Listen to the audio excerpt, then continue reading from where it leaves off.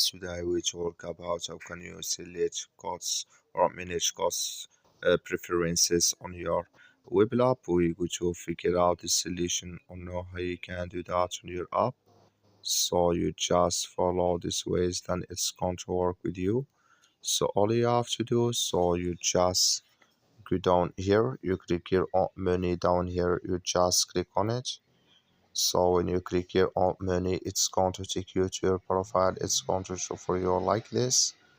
Then you click here on settings here, just click on it. So then it's going to take you to this list. It's going to show for you like this. Then you click here on create preferences, you just click on it here. So then here can you manage here codes preferences in this list here. So then here so can you select it this like you see here. That's all. Thank you for watching. Don't forget to support us by liking,